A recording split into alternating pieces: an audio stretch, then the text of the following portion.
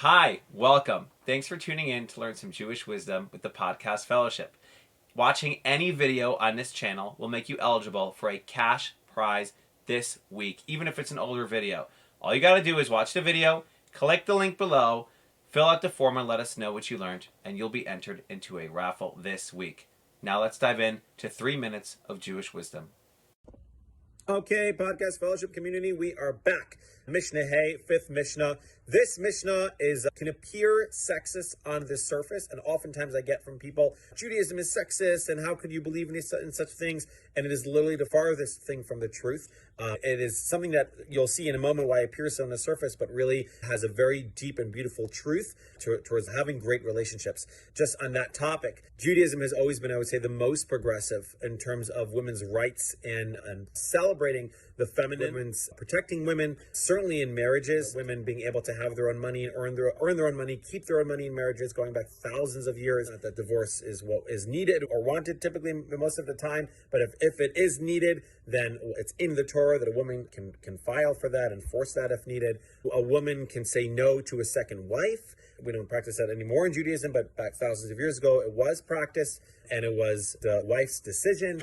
I'm trying to think of things that were in stark contrast to the rest of the world, that Judaism was already more progressive. When a couple would get married, there was a whole legal document about what a man needs to provide for a woman and what he needs to give her if they get divorced. Just over and over and over, the amount of thing, or go to the Kabbalah, to mysticism about the deep appreciation about the differences of the masculine and the feminine, what each bring, what the energies that they bring to the world. Just really, really beautiful. Oh my gosh, I'm already at 2 minutes. Okay. He said, right, Yossi ben Yochanan said from Yerushalayim, he says, you should have an open house, open to everyone. You should have poor people coming to your house, and you should not have a lot of sicha with a woman. Sicha translates to speech, but there's a lot of different words for speech. There's omer, dibor, sicha, there's a lot more. So what is sicha? What is this type of sicha that they're talking about? Because we know men and women, no problem talking at all. And it says now even more, it says, it's talking about your wife. Not only your wife, all the more so someone else's wife, but even your wife. What? Of course you can talk to your wife. What are we even saying here in this Mishnah? I'll just pause there for lack of time. You can read the rest in English on your own, but the idea is here, it's talking about a very specific type of speech, and that is a speech that will bring towards flirtatiousness. And what that means is, with another woman, a person's wife, like, of course, you're having a conversation, having a normal conversation, that's one thing. If it's light matters or heavy matters, doesn't make a difference. But if it's a flirtatious speech, that's inappropriate.